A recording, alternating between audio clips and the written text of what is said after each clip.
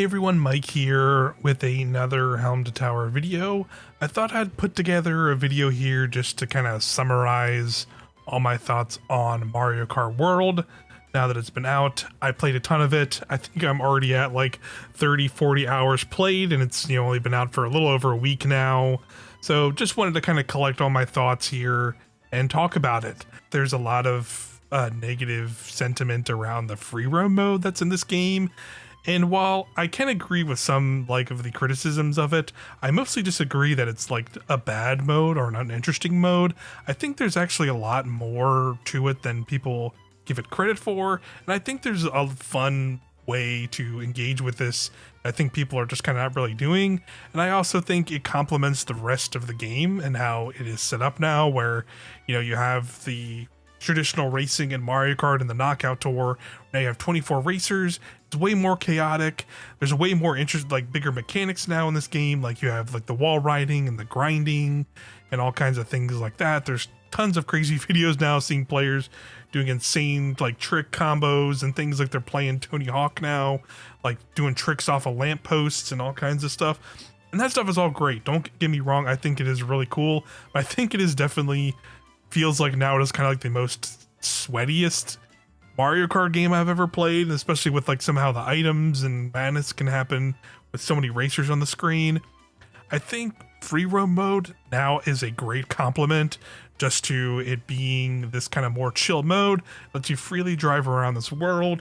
There are tons of things you still can do in that mode, even if you don't particularly like them. You can't just act like they don't exist. There are literally hundreds of P-switches out in the world. There's over 390, nearly 400. I don't know the exact number, but there's tons of them. And there's everywhere. There's secret coins to find. There's secret panels. I did a full video actually on that if you want to check out and you're looking for that stuff. I think there's over 150 of those secret panels to find. They're specifically more located around the tracks, so they're a little bit easier to find than I think some of the other collectibles in this game for sure.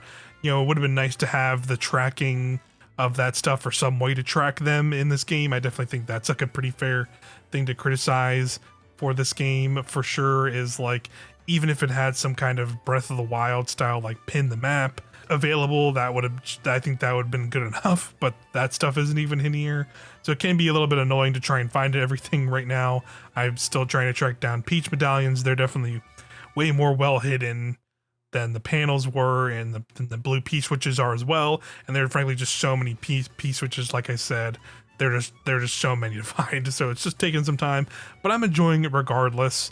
I think the P-switches themselves are actually pretty fun. I think again there are ones that are pretty simple and basic. It's literally go off this glide ramp into some boost rings to get through this area in a fast enough time. And that's kind of the challenge. Oh, just grab these 8 blue coins that are thrown out into this field. There are ones that are, again, super basic like that, but there are also ones that are super neat and interesting. There's literally the original SNES Mario Kart tracks, kind of in the world themselves. They're not tracks you actually select, but there are blue P-switches that corner those off and make them an original SNES track. The music even changes to play the original music from those games during those moments, and the item boxes turn into all of the original Mario Kart SNES items, so it's only those items in the race, and that's pretty fun. It's fun little nostalgic callback. There's tons of cool little challenges. I had one where I had to ramp off these manta rays that spawned into the water, and you have to time your driving through the water to ramp off them properly to get to these blue rings you had to get through. There was one where you had to get to Peach's Stadium before a big whale submerged underwater, so you had to use the waves to trick off them properly to get the right angle and stuff like that. There was one where I took control of a UFO and was sucking cows up into it. That's silly and fun. So there's tons of little hidden ones in there that are really neat and interesting. And again, there's 400 of them. I've put 30 to 40 hours into this game and have still not found everything. So to say there's not really much to do in this mode is just kind of incorrect, I would say. If you're not interested in what's saying, I get it, and that's fine, but I think that is just not a true statement that there's not a lot of interesting stuff to do in this this mode. And another fun little aspect I like is like there is a little bit of emergent kind of gameplay to these things, because it is still Mario Kart and you can find item boxes throughout the world, and those will kind of appear all over the place. Like you'll have little cars that like drive through the map and drop like coins or like mushrooms and even like bombs and bananas and stuff, and all of these things can be popping off while you're doing these challenges, so that can vary them and how you approach them in different ways, and I think that can make it pretty fun too. Like I found this one where there was this, you basically go through a pipe, it takes you to like this area, looks like an underground like level from Mario, and I started this blue P-switch challenge. It basically just made a bunch of the like brick blocks into a maze area that I had to get to the center and race through and figure out ones I could break or ones I couldn't break. But because I had mushrooms and a feather, I was able to literally just boost into the maze, break a couple, and then use a feather I had and just leap over all of it to just land right in the center, and boom, I beat the mission. There's tons of emergence things you can do in these little challenges that just like circumvent them in a fun way. Again, this is not like insane physicsy kind of things like in Breath of the Wild or Tears of the Kingdom or open world or whatever, but like that's not what they're not going for that level of insanity with this game. I think the openness that is here is still just based around you're in Mario Kart and you're racing a cart around. So I think that's maybe where people are getting lost in the sauce with this stuff, where they heard free roam, open world. Is there going to be some kind of single player campaign or some kind of adventure mode like Diddy Kong Racing? And I just don't think that was ever the thing they were going for here. I think if it was, they would have led with that. Instead, they led with like it's just you're racing Mario Kart tracks, but now you're racing in between them because there's routes in between the levels, or you're doing Knockout Tour. Like they talked about that stuff way more up front than they ever did free roam mode. I think people already kind of ran with their imagination of this big grand story mode, because I think some people have frankly just wanted that in Mario Kart for years.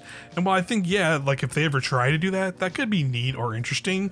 But also look at the track record of previous Mario Kart, or not Mario Kart, but other Mario spin-off games like golf or tennis on Switch. Those had pretty boring and even pretty lackluster single player campaigns. They were just kind of tutorials basically, even if they had like boss battles and things like that. So I don't really need tutorializing like that to that level in a Mario Kart game, you know what I mean? So I'm glad they kind of didn't go with a single player mode, because I feel like that's largely what it would have been. It would have been this 4 or 5 hour thing that kind of would have taught me how to grind on a rail or wall ride or whatever, when I can already kind of do that while freely driving around and just kind of learning it myself, or by doing these little challenges in the world, which I kind of personally enjoy more, and just kind of learning things as I go and getting like accustomed myself, rather than it kind of, I don't know, it would have just been like some toad I drove up to and he would have just explained it to me, I guess, in the story mode or whatever. But who knows? Maybe, I'm also just kind of, throwing out random thoughts of my own. They could have done something more interesting for that mode. I just think it was, at the end of the day, it was never what they were going for with this game. So that's just not what we got. But I think what is here in this free roam mode is a lot of fun. I think it's a great change of pace from the now like very chaotic and insanity that is the current Mario Kart World game, which is still a ton of fun. I love a lot of the other aspects of the game that's not like labeled and directed at free roam, things like the Grand Prix. I know I'm admittedly not the biggest fan of how they did the setup of like racing to, you do like the first, or I should say you do the first race, and then that's like a traditional classic race on 3 laps, and then you race to the track and you only do 1 lap. That still feels a little weird, but granted, that's just for the Grand Prix mode.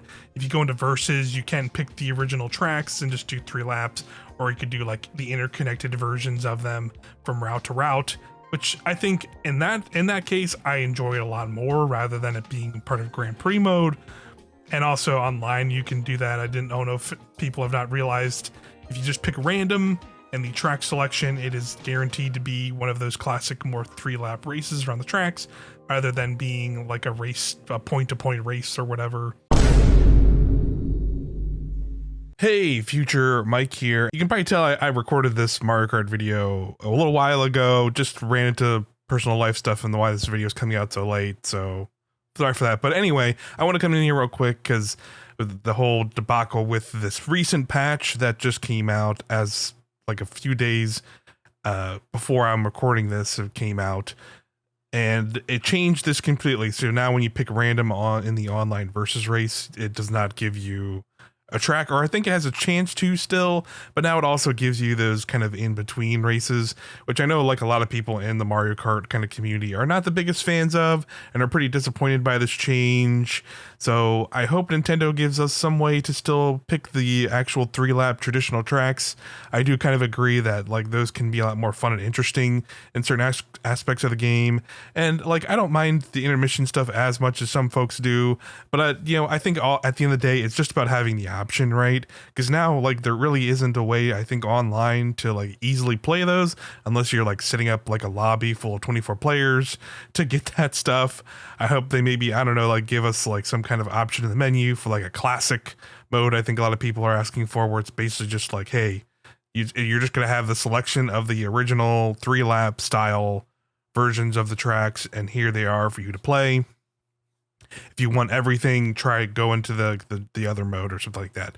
Just some kind of option would be nice. So I hope that comes in the near future for the game. We're just gonna have to wait and see if they do that. Nintendo hasn't really announced anything yet.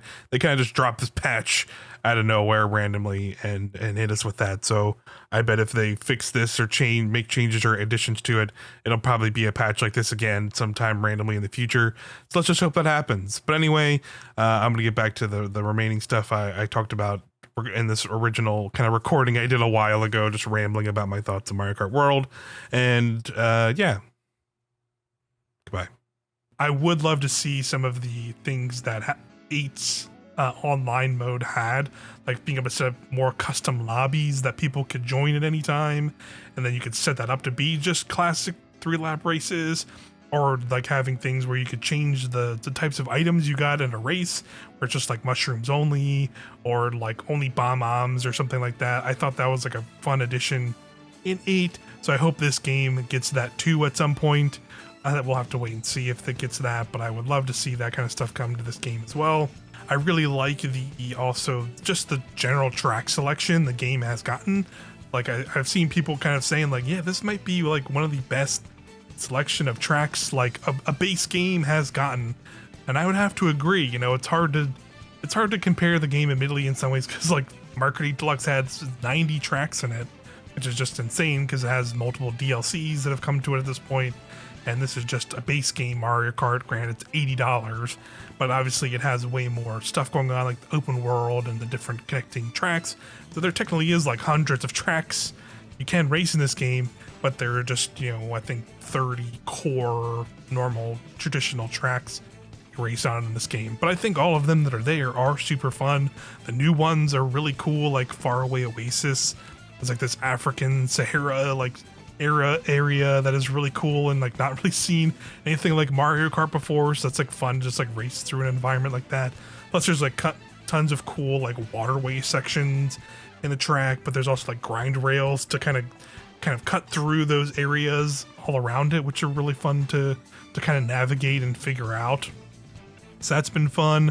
I think the best presentation of like how good these kind of interconnected tracks can be are for tracks like Airship Fortress and like Bowser's Castle, and even like Starview Peak is one too. So I think that really shows like when those route to route tracks can work and be really cool, because of the spectacle of like you're racing for Bowser's Castle up this like erupting volcano, because the castle is literally sat on top of it, so you're like racing up this like lava flows and all kinds of cool stuff, and it's just super fun.